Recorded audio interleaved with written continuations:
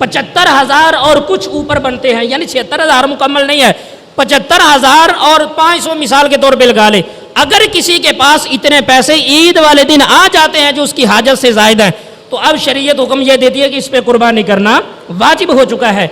اس کے لیے مکمل سال گزرنا ضروری نہیں ہے کہ جیسے قربانی کے نصاب کے زکوٰۃ کے نصاب کے اندر ہوتا ہے کہ پورا سال گزرے تب جا کر زکوٰۃ فرض ہوتی ہے، یہاں پہ ایسا نہیں ہے، بلکہ یہاں پہ یہ ہے کہ اگر اسی دن بندے کو پیسے ملے تو اسی دن ہی اس کے اوپر قربانی واجب ہو جائے گی۔ اس کی مثال میں نے پچھلے جمعۃ المبارک میں یہ دی تھی کہ ائمہ مساجد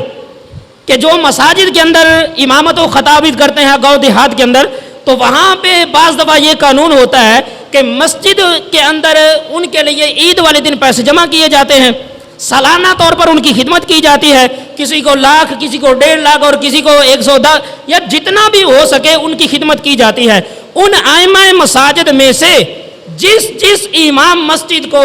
1 لاکھ سے کم اماؤنٹ ملتی ہے یا زیادہ ملتی ہے تو وہ اپنے دیکھے کہ ہمارے پاس 75,000 روپیہ ہے یا نہیں۔ اگر کسی کے پاس 75,000 روپیہ آ جاتا ہے جو اس کی حاجت سے زائد ہے تو یقیناً اس پہ قربانی واجب ہوگی۔ حاجت سے زائد کیا ہے؟ مثال کے طور پہ بل آ گیا،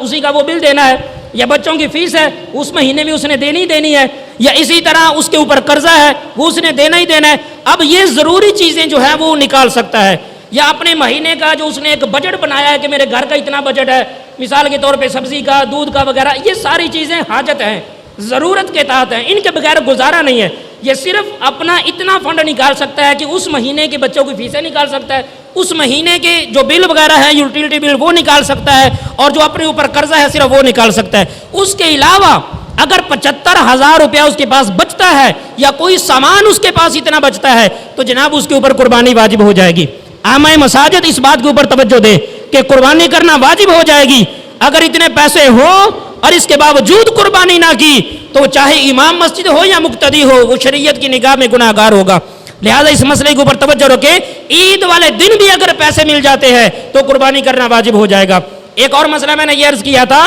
کہ جتنے لوگ صاحب نصاب ہیں ان سب کے اوپر علیحدہ علیحدہ قربانی واجب ہے۔ یہ نہیں ہے کہ والد نے قربانی کر لی تو بیٹوں کی طرف سے بھی گئی، نہیں، اگر بیٹے علیحدہ مالک نصاب ہیں تو ان کو علیحدہ سے قربانی کرنی پڑے گی۔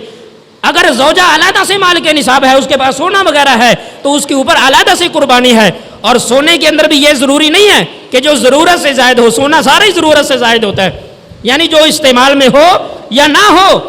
زیور بنا کے رکھا ہے، پہننا ہے یا نہیں پہننا، سال کے بعد پہنتی ہے یا روزانہ پہنتی ہے، ہر حالت میں اس زیور کے اوپر اللہ نے